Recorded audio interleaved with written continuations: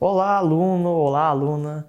Sejam bem-vindos à nossa aula de revisão. Aqui o professor Renan falando com vocês novamente, onde vamos fazer uma breve revisão a respeito da nossa disciplina. Começando pela unidade 1, onde trabalhamos com grandezas físicas e a mecânica. Vamos lá! Discutimos na nossa aula qual é a necessidade de um padrão para grandezas e para unidades de medidas. Vimos nas nossas aulas que, caso não existissem padrões nas grandezas, seria bem confuso a comunicação entre os países, principalmente em um mundo globalizado como nós temos atualmente. Por isso é importante a padronização não apenas das grandezas, mas também das unidades, para que possamos fazer importações, exportações e a gente fale a mesma língua na área da ciência, na área da física. Vimos quais são as grandezas fundamentais no Sistema Internacional de Unidades, onde foram definidos 7 grandezas. Significa que todas as grandezas que a gente trabalha no dia a dia é baseado nessas 7 grandezas. E as grandezas são comprimento, massa, tempo, temperatura, quantidade de matéria, intensidade de carga elétrica e intensidade luminosa. No entanto, para a nossa disciplina, 3 delas são as mais importantes: a massa, o tempo e o comprimento. São as grandezas.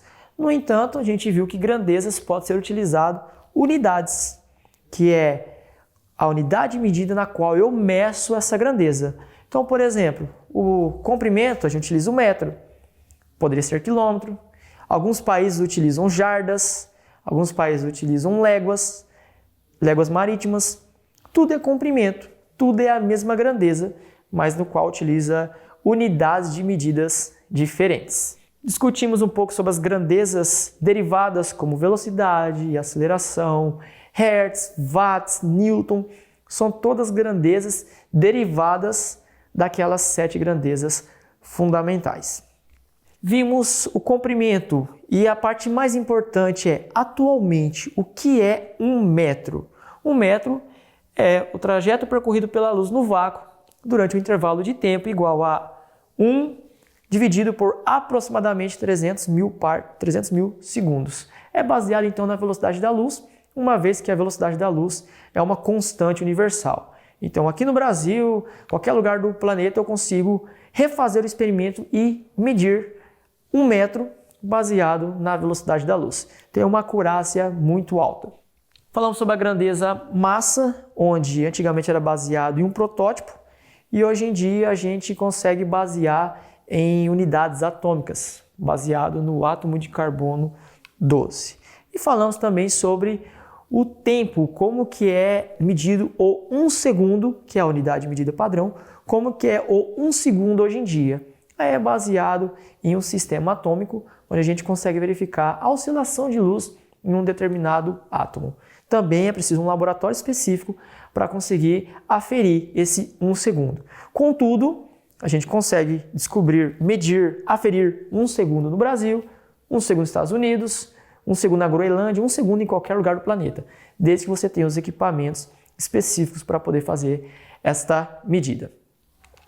Depois das unidades, das grandezas e unidades, a gente comentou um pouco sobre análise dimensional e chegamos à conclusão seguinte, que independente da grandeza que eu estou utilizando, ela vai ser sempre a mesma. E fizemos o experimento, fizemos o cálculo para o watt. O que acontece? Watt é grandeza potência. Agora, qual é a unidade de medida? Aí depende de qual unidade você está utilizando. Contudo, o watt sempre vai ser comprimento ao quadrado, massa dividido por tempo ao quadrado. Então, você pode utilizar qualquer unidade. Só que quando fizer a análise dimensional e obter esta relação das grandezas, você tem o que chamamos de watt. Ok? Falamos um pouco sobre velocidade, uma conversão de unidades de velocidade, porque é a mais utilizada aqui na nossa disciplina de física geral, parte de mecânica. Quando a gente tem uma velocidade em km por hora, para transformar para metros por segundo, a gente divide por 3,6. Quando a gente quer transformar metros por segundo para quilômetros por hora, a gente multiplica por 3,6. Lembrando que todas as equações que a gente utilizar na nossa disciplina, sempre é importante fazer essa conversão. E até mesmo algumas pegadinhas em concursos de colocar a velocidade em quilômetros por hora e você ter que calcular a velocidade, só que antes tem que fazer essa conversão para metros por segundo. Então toma cuidado com isso também nas atividades. Um outro exemplo, nós falamos da questão da milha. Milhas é uma unidade de medida onde os Estados Unidos gosta de utilizar a unidade de milhas por hora. No Brasil, a gente utiliza quilômetros por hora. Então, por exemplo, um carro que esteja viajando a 100 milhas por hora, na verdade ele está a aproximadamente 160 quilômetros por hora. Então é preciso fazer essa conversão, principalmente se você for andar com algum carro que não tenha ali no velocímetro a medida de quilômetros por hora. Falamos um pouquinho sobre a estimativa da ordem de grandeza. Lembrando, a ordem de grandeza é basicamente aquele número no qual 10 está elevado. Então nós discutimos e falamos que uma pessoa que corre uma supermaratona aí de 100 km e uma pessoa que é sedentária, que para caminhar 1 km ali tem um pouco de dificuldade, a gente vê que o maratonista ele corre uma corrida de 2 ordens de grandeza maior do que a pessoa sedentária. De onde saiu esse 2? Do 10 elevado ao quadrado, do 10 elevado a 2, do número 2, que é 2 unidades maior do que o 10 elevado a 0, que seria o 1 km. Para que serve essa ordem de grandeza? Para trabalhar com valores muito altos ou valores muito pequenos. A gente consegue comparar coisas utilizando então a ordem de grandeza e também para fazer estimativas. No nosso material a gente fez a estimativa de quantos fios de cabelo uma pessoa tem na cabeça. O que acontece é que lá a gente tem a ordem de grandeza. A ordem de grandeza é de milhares, de milhões. Então é isso que foi o objetivo do nosso exercício, utilizar apenas a ordem de grandeza para fazer essa estimativa. A gente consegue também fazer a estimativa do desgaste de pneus, grãos de areia em uma praia, estrelas no universo, utilizando apenas a questão da ordem de grandeza. E para a nossa área, a gente trouxe um exercício para calcular a distribuição de sementes em 1 hectare, utilizando apenas a análise dimensional. Então, em nosso material tem valores numéricos, onde utilizamos essas equações para poder obter quantos quilogramas de semente vai gastar para ser cultivado 1 hectare. No caso aqui, a gente trabalhou com soja. Bom, na unidade 2, entramos na parte da cinemática, onde falamos sobre velocidade, aceleração e não falamos em nenhum momento a respeito de força. Por quê? A cinemática ela trabalha com deslocamento, com velocidade e aceleração. É o movimento de objetos sem querer saber quem foi responsável ou qual foi a causa para gerar este movimento. Então, o que tem que ficar bem claro aqui, primeiro, o que é deslocamento, que nada mais é a diferença entre a posição inicial e a posição final, que é isso que a gente utiliza muito lá nos nossos cálculos. Depois, a gente viu as 3 velocidades que a gente pode estar calculando, que é a velocidade média, que utiliza a distância total, que é a velocidade média escalar, a velocidade média, onde calcula variação do espaço, variação da posição pela variação do tempo, que é o que a gente utilizou muito nos nossos exercícios.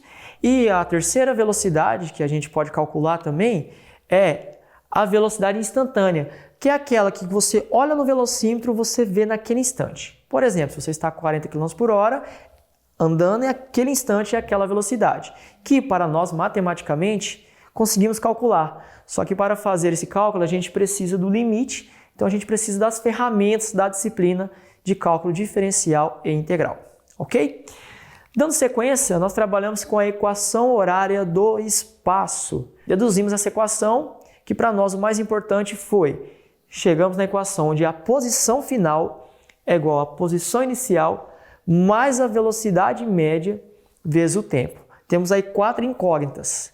Se o exercício fornece 3, a gente consegue encontrar a 4ª incógnita. Por exemplo, se não fornece o tempo, a gente consegue encontrar. Basta isolar o tempo nesta equação. Trabalhamos com o movimento retilíneo uniformemente variado. Qual é a diferença? Agora temos aceleração no movimento. Para deduzir essa equação, a gente utilizou a aceleração média, que é a variação da velocidade dividido pelo tempo. Temos também a aceleração instantânea, que também necessita de ferramentas de cálculo diferencial integral. Fazendo a dedução, a gente chega nesta equação. Velocidade é igual a velocidade inicial mais aceleração vezes o tempo. Então temos aí também 4 incógnitas e na falta de uma delas, com as outras 3 a gente consegue encontrar. Então se eu tenho aceleração, tenho tempo e a velocidade inicial, calculo a velocidade do objeto em qualquer instante. Esse é o objetivo desse tipo de equacionamento. Em nossas aulas, em nosso material, também deduzimos a equação horária do espaço, onde nós temos aqui envolvendo 5 incógnitas: espaço inicial, espaço final, velocidade inicial, tempo e aceleração. E temos momento onde o tempo não é fornecido. E aí a gente recorre a equações de Torricelli, onde nós temos as mesmas grandezas envolvidas, no entanto, não tem o tempo. Ok? Então, com essas equações, a gente consegue descrever o movimento de qualquer objeto sem dar atenção a qual força, a qual foi a causa responsável pelo movimento em si. Vimos um exemplo da gota da chuva, que se não tivesse atrito, uma gota de chuva poderia chegar a cerca de 700 km por hora na superfície terrestre. E isso não é uma realidade devido ao atrito da gota com a atmosfera em si. Na nossa terceira unidade, nós trabalhamos com as leis de Newton. As leis de Newton descrevem praticamente todos os movimentos do nosso cotidiano. São 3 leis e essas 3 leis são universais. Funciona aqui para nós e a gente consegue realmente escrever muita coisa do cotidiano, assim como aplicar em muita coisa na nossa profissão. A primeira delas é a lei da inércia, que é válido fazer a leitura.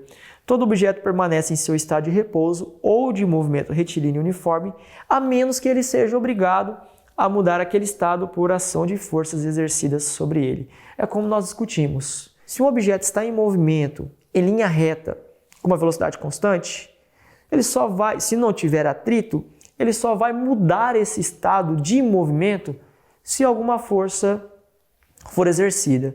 Ah, mas o objeto vai parar. Se ele parar é porque tivemos atrito. O que é o atrito? É uma força no sentido contrário ao movimento, neste caso. Então sim, tivemos uma força externa. Agora, se um objeto está em repouso absoluto, ele vai permanecer em repouso absoluto, em um dado referencial, a menos que algo faça ele sair desse estado de movimento. Isso é o que diz a primeira lei da inércia e é o que o quadrinho nos mostra. Uma criança andando de skate, o skate bate na pedra, o skate fica. Só que a criança está com inércia, continua em movimento e, infelizmente, tem um cacto logo à frente dela. Então, isso aqui serve para ilustrar bem a primeira lei de Newton, também chamada de lei da inércia. A segunda lei de Newton, basicamente, é força resultante. Força resultante é o somatório de todas as forças envolvidas. Só que o somatório dessas forças é dado de forma vetorial. Então, o cálculo que é realizado não pode ser simplesmente algébrico. A gente precisa levar em consideração vetor. E o que é um vetor? É uma grandeza que tem intensidade, que tem módulo, que tem intensidade e módulo, que tem direção e que tenha sentido. Então, como a força resultante ela é o resultado da massa vezes a aceleração de cada força que está sobre o objeto, e a aceleração ela é uma força vetorial, então eu preciso levar em consideração não apenas o valor numérico, não apenas a intensidade, mas também a direção e o sentido, ok? No sistema internacional, nada mais justo do que utilizar a comunidade de grandeza, a pessoa que escreveu a respeito disso, que foi o Newton. No entanto, quando a gente fala unidade Newton, a gente utiliza a letra minúscula, por isso que tem aqui uma letra minúscula. Quando fala da pessoa Newton, letra maiúscula. Quando fala unidade Newton, letra minúscula. E o que é um Newton? É a quantidade de força necessária para fazer uma massa de 1 kg possuir aceleração de 1 metro por segundo ao quadrado. O que acontece é quando nós temos forças em várias direções. Aí é preciso fazer a decomposição vetorial, que foi o que nós vimos neste slide e no exemplo que nós fizemos em sala de aula. A gente decompôs o movimento das forças na direção X, na direção Y, para depois encontrar a força resultante. Se tiver uma terceira dimensão, precisamos também fazer a decomposição e também fazer o somatório dessa força com a terceira dimensão. E nós temos agora a terceira lei de Newton, que o pessoal costuma falar que é tudo que vai e volta. É uma maneira muito singela de falar a respeito dessa lei. Que essa lei fala que quando dois corpos interagem, as forças que cada corpo exerce sobre o outro são iguais em módulo e têm sentidos opostos. O que significa? Vamos ver um exemplo. Temos aqui um lápis apoiado em um livro de física. O livro faz uma força no lápis. O lápis faz uma força no caderno. Ambos fazem uma força ao outro. Tem a mesma intensidade as forças. Se não tivesse, um estaria empurrando o outro. Eles estão em repouso. No entanto, o sentido é contrário. O caderno faz uma força ao lápis e o lápis faz uma força no caderno. Com a mesma intensidade, mas sentidos opostos. Isso é o que nos diz a terceira lei de Newton e ela tem alguns detalhes que tem que ser levado em consideração. Primeiro, essa força nunca aparece sozinha, essa lei nunca aparece sozinha. Preciso de pelo menos dois corpos para acontecer. Segundo, cada uma dessas forças aparece em um mesmo corpo. Então, por exemplo, se eu estou em casa e vou empurrar uma geladeira ou qualquer móvel, quando eu empurro o móvel também me empurra. É isso que diz a terceira lei de Newton. Só que como a força que eu empurro é maior do que a força na qual ele me empurra, eu consigo gerar uma aceleração sobre aquele objeto, tá? Mas eu estou empurrando, ele também está me empurrando. Eu preciso fazer uma força um pouco maior para que a força resultante seja diferente de zero e ele saia desse estado de repouso e eu consiga movimentar o objeto que eu quero. Isso é o que diz a terceira lei de Newton. Falamos sobre a arrancada do velocista e um exemplo bem interessante é a questão da areia movediça ou pântano, que uma pessoa não consegue se salvar sozinha, porque não adianta em uma areia movediça eu pegar meu próprio cabelo e puxar tentando sair. Se isso fosse uma verdade, eu poderia puxar meu cabelo aqui agora e sair da tela voando, o que não é possível, afinal de contas, o meu corpo é um único objeto, é um único sistema. Então, se eu puxo o cabelo, não são forças em corpos diferentes. Por isso que a terceira lei de Newton não é válida neste caso. Temos algumas aplicações particulares da lei de Newton. Uma delas é a força-peso, que conforme a gente comentou é o seguinte: se eu vou na farmácia e subir uma balança, eu não estou me pesando, eu estou aferindo, estou medindo a massa. E a massa minha aqui na Terra é a mesma massa na Lua, a mesma massa em qualquer lugar. O que acontece é que a força-peso é a força resultante da qual a aceleração da gravidade exerce sobre a minha pessoa. Tá? Então, se você quer emagrecer, não adianta ir para a Lua, a sua massa vai continuar a mesma. A gravidade lá é menor, 1,6, da Terra é 9,8. Você vai se sentir mais leve, porque a força-peso é menor, mas a sua massa vai permanecer a mesma. Massa é algo intrínseco da matéria, ela é válida em qualquer lugar do universo. Um outro caso particular é a força normal. O que é a força normal? Eu estou aqui nesse momento falando com você e eu tenho uma força-peso me empurrando para baixo. Para baixo é um termo até errado, equivocado na física. Está me empurrando, me forçando em direção ao centro da Terra. O que acontece? Se eu não estou caindo, o que está me sustentando para manter eu aqui nesta posição? É a força normal, é a força que o solo está fazendo sobre o meu corpo. Então esse desenho mostra bem isso daqui. Nós temos um bloco apoiado em uma mesa e esse bloco ele tem uma força-peso, uma força gravitacional. Mas nós temos uma força no sentido contrário, empurrando esse objeto para cima. Mesma direção, mesma intensidade, só que sentidos opostos. Está válida aqui a terceira lei de Newton.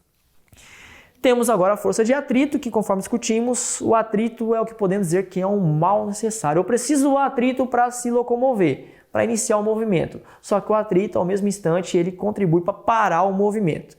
Então a gente precisa sim ter atrito para poder ter movimento, senão a gente teria dificuldades em se locomover, assim como teríamos dificuldade em parar também. Entramos na nossa quarta unidade, onde falamos de energia mecânica e a sua conservação. Começamos falando sobre trabalho. Então, o que é trabalho? Trabalho nada mais é do que uma medida de energia associado que a gente consegue transmitir entre objetos. Então, o trabalho é um tipo de energia, tanto que a unidade de trabalho é a mesma da energia, o joule. Como que eu posso calcular o trabalho? Se eu tenho um gráfico de deslocamento e em função da força, o trabalho é a área sobre a curva. E uma força constante é fácil de fazer, basta calcular a área desta figura geométrica. Agora, se a força não for uma força constante, que varia ao longo do tempo, para calcular o trabalho eu preciso calcular a área sobre essa curva. E aí, novamente, vamos utilizar ferramentas do cálculo diferencial e integral. E o que é a energia cinética? Se a gente faz uma manipulação matemática, a gente obtém que a energia cinética ela está relacionada à velocidade de um objeto. Quanto maior a velocidade de um objeto, mais energia ele tem. E que energia é essa? A gente chama de energia cinética. Podemos falar então que a energia cinética está associada ao movimento de objetos. Quanto maior a velocidade, maior a energia cinética. Temos aqui o equacionamento e a gente pode observar que a variação da energia cinética é igual ao trabalho que nós temos. Então a energia cinética também tem como unidade de medida o Joule. Em seguida falamos sobre a energia potencial, que é uma maneira da gente armazenar energia. Existem outros tipos de energia potenciais. Potencial elástica, que é a energia que a gente armazena em uma mola ou em um elástico. Temos a energia potencial elétrica, que é aquela energia que a gente utiliza de uma pilha, de uma bateria. Mas aqui para nós, energia potencial gravitacional, que está relacionada à mecânica. Discutimos que quanto mais alto um objeto estiver em relação ao ponto de referência, mais energia potencial ele vai ter. E qual é o detalhe? O detalhe é que a energia potencial é conservativa. Eu consigo usar essa energia, mas eu consigo devolver essa energia ao objeto. Basta eu voltar ele à posição inicial. Chegamos na conservação de energia, que é a energia mecânica, onde o que é energia mecânica? Energia mecânica é somatória de energia cinética mais a potencial. Se a gente desprezar o atrito, que é o suficiente para a gente conseguir discutir várias coisas no nosso dia a dia, a gente despreza o atrito, porque às vezes o atrito ele é mínimo em relação às grandezas que a gente vai utilizar.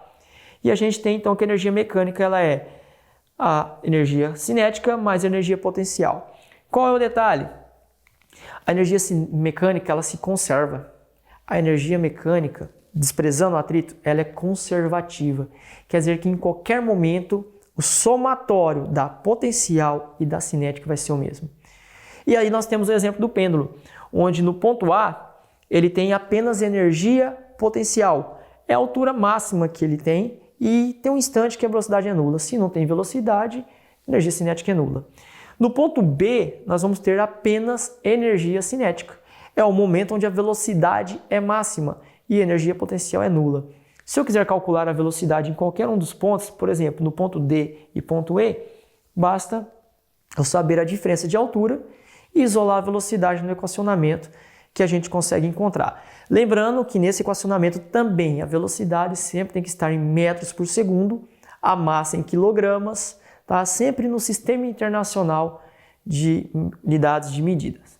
Bom, vamos falar um pouquinho agora sobre o nosso fórum. Lá no início da disciplina, a gente falou que discutimos o tamanho da importância de as unidades de medida serem padronizadas. No entanto, não existe um consenso.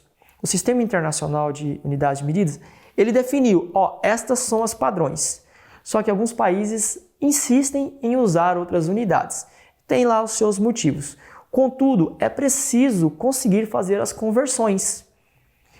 Por exemplo, Estados Unidos utiliza muito a temperatura Fahrenheit. Alguns falam Fahrenheit. A gente utiliza como temperatura o graus Celsius.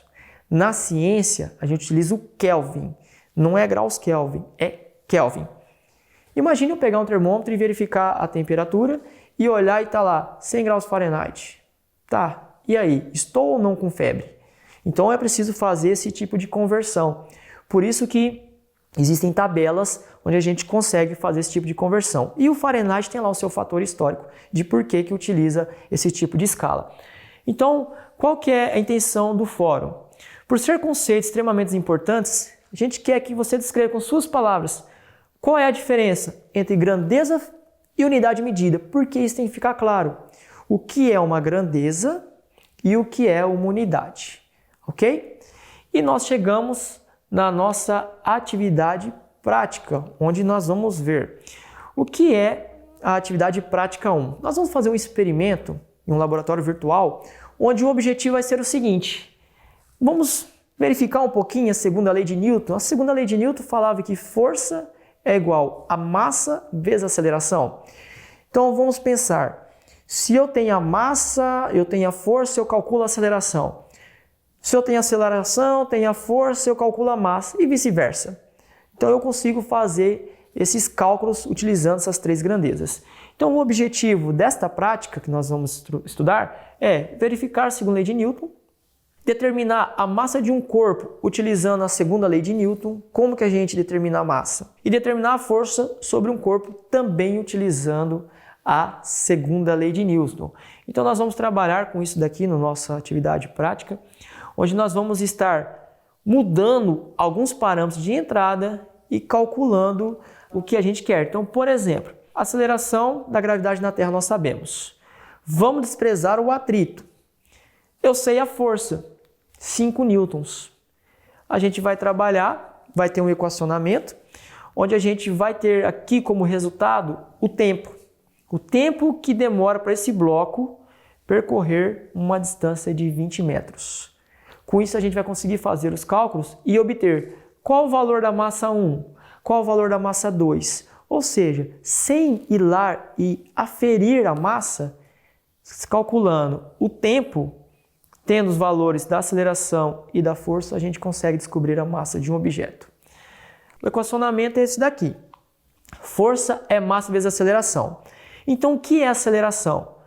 Eu passo a massa dividindo, eu tenho aceleração é força sobre a massa. Ok? No entanto, utilizando a equação horária do espaço, considerando espaço inicial 0 e velocidade 0, a gente tem que a aceleração também ela é dada por 2 vezes a posição dividido pelo tempo ao quadrado. Então a gente consegue fazer o seguinte, isolar a massa, e eu tenho que, conhecendo a força, conhecendo o tempo e a distância, a gente consegue calcular a massa do objeto. É isso que nós vamos fazer lá na nossa aula prática. A gente vai trocar forças, vai medir diferentes tempos, vamos obter as massas dos objetos, ok? E nós vamos ter uma segunda prática, onde vamos trabalhar a queda livre. E o que é a queda livre mesmo? Quando eu pego um objeto e abandono ele. Eu não empurro, eu abandono, eu solto. Isso é uma queda livre. Então já vem à cabeça, queda livre, velocidade inicial, 0. Primeiro termo que a gente precisa saber. Vamos estudar o deslocamento, a velocidade e aceleração de um móvel em queda livre e vamos determinar a aceleração da gravidade do planeta Terra e a aceleração da gravidade da Lua. E vamos discutir um pouquinho a diferença entre eles. O ambiente virtual que nós vamos utilizar vai ser este daqui, onde nós vamos posicionar este objeto. Vamos usar massas de 15 gramas, 30 e 45 gramas e vamos soltar o objeto. Vamos colocar uma régua aqui do ladinho e a gente vai medir o tempo. O laboratório virtual vai fornecer para nós algo realístico. Ele é feito de tal forma que vai mostrar algo realístico para nós. A aceleração da gravidade pode ser calculada de duas maneiras. Primeiro, variação de velocidade pelo tempo, ou 2 vezes o espaço ou altura dividido pelo tempo ao quadrado. Nós vamos fazer esses cálculos e vamos obter qual é a aceleração da gravidade da Terra e qual é a aceleração da gravidade da Lua. Ok? Nos vemos então no nosso próximo encontro. Fica aqui meu agradecimento. Até mais.